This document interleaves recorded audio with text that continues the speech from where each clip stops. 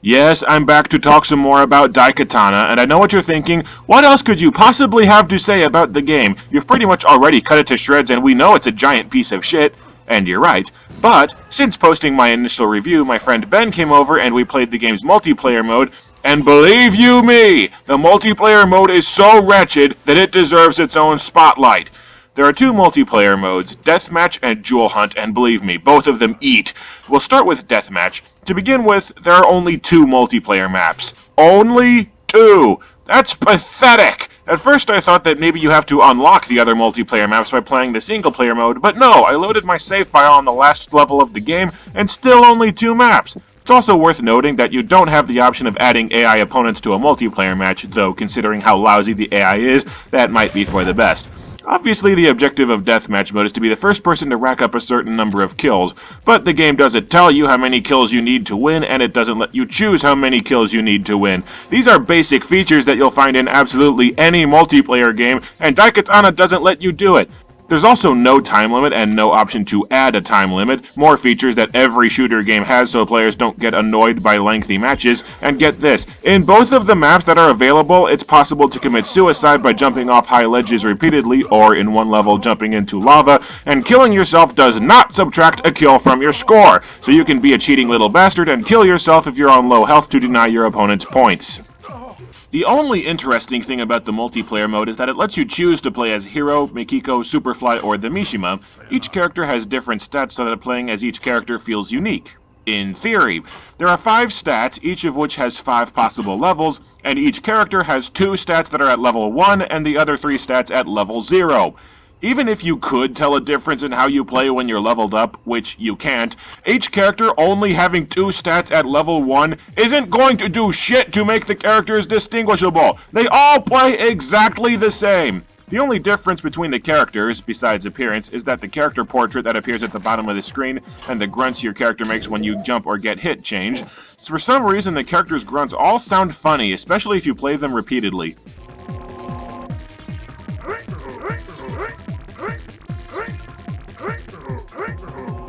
Seriously, what does this sound like to you?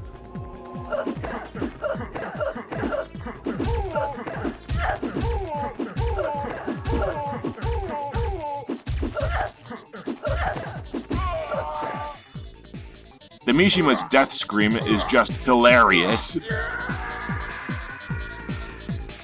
Oh wait, let's combine the grunts and the scream together and see what happens.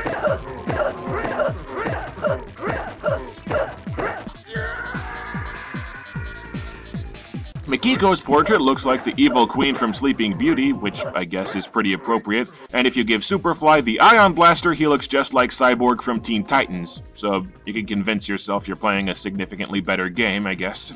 Both players start out with no weapons except for the Disruptor Glove, that freaking useless melee weapon from the story mode, and you have to scavenge weapons. What's strange is that it's not only possible, it's highly likely that you'll find ammo for a weapon long before you find the weapon itself. Neither Ben nor myself found any armor in either of the multiplayer maps, so God knows why the heads-up display has a spot for your armor. And let's discuss the weapons. This is probably the most disappointing aspect of the multiplayer mode. The entire premise of Daikatana is that you travel between 4 different time periods with 4 different sets of weapons and enemies. The game has 25 weapons in total, and only 6 are available in the multiplayer mode, counting the Disruptor Glove. The only weapons that you can find are the weapons from the first time period in the story, so basically you get a basic gun, a rocket launcher, the 6-shooter, a grenade launcher, and the shockwave gun. That's an okay variety considering this game isn't a very good shooter and its weapons are all crap, but it still seems odd that the 3/4 of the game's weapons aren't in the multiplayer mode, and 6 weapons is a pretty lousy variety for multiplayer games in general. But here's the weird thing about the weapons. In the story mode, the Disruptor Glove is hands down the most useless weapon in the game. It takes about 5 to 10 hits to kill a single enemy, while everything else kills in 1 or 2 hits. In the multiplayer mode, the Disruptor Glove is the best of all the available weapons. The best gun in the multiplayer mode is the rocket launcher, which deals 9 damage per hit. The Disruptor Glove deals 10 damage per hit. This leads to multiplayer matches in a shooter game where the players don't bother picking up guns because, somehow, punching an enemy is far more effective than detonating a high explosive in their torso or firing a Predator plasma rifle into their face. Seriously, look how long it takes to kill someone. Shooting at point-blank range with a gun. It takes freaking forever.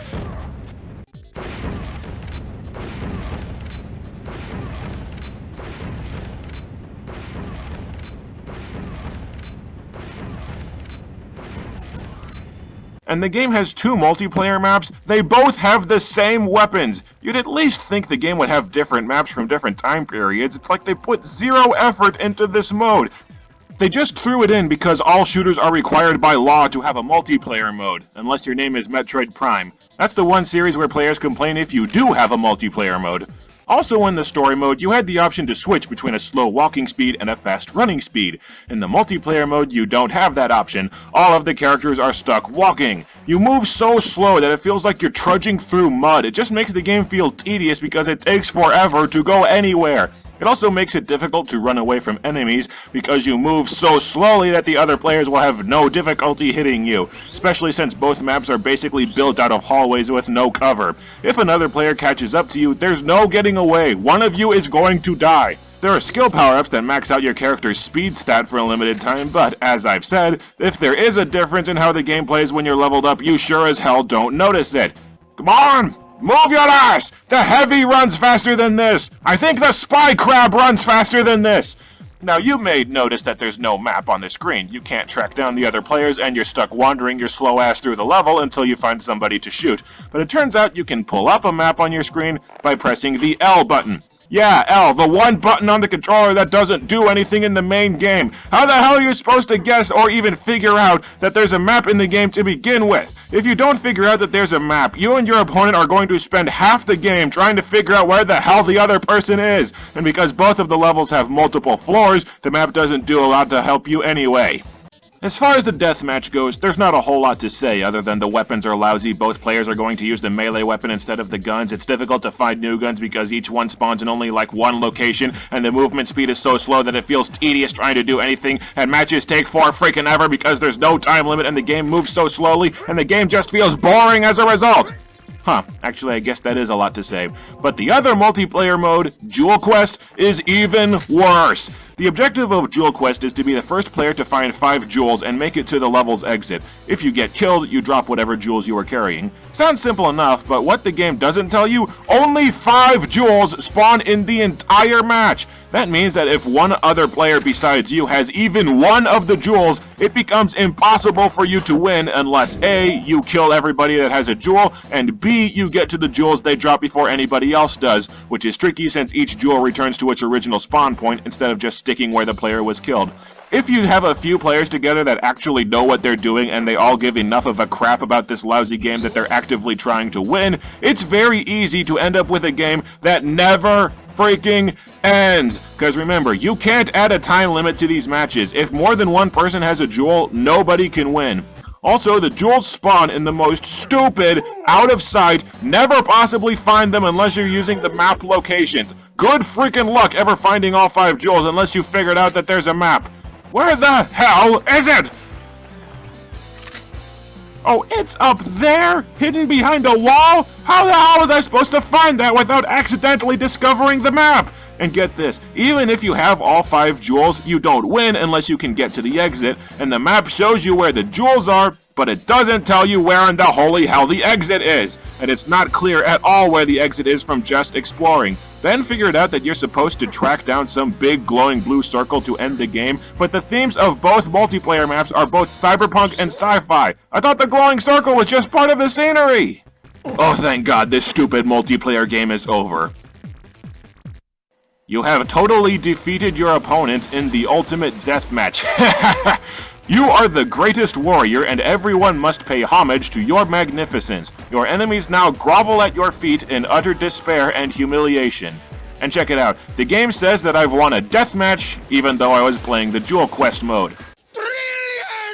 There! I'm done talking about Daikatana. The story is dumb, the main campaign is terrible levels, the multiplayer mode is absolute shit and was thrown in at 0 effort all because shooter games have to have it. What else should I talk about so I never have to talk about this game again? The title screen does a weird thing if you sit on the main menu for too long. Searching index. Invalid code.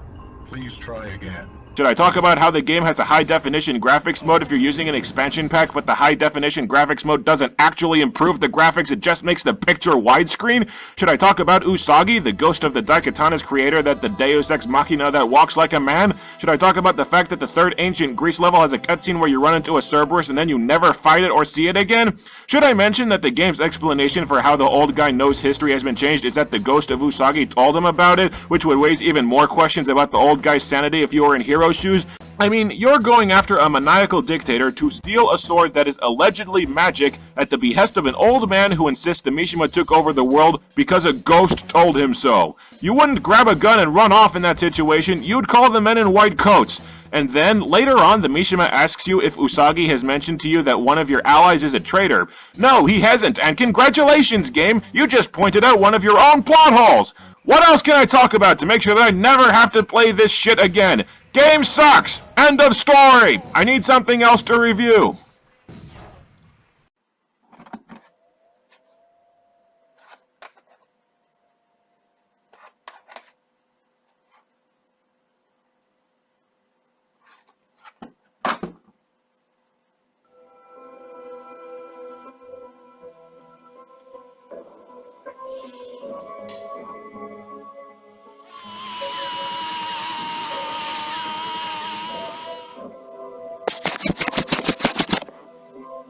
The hell?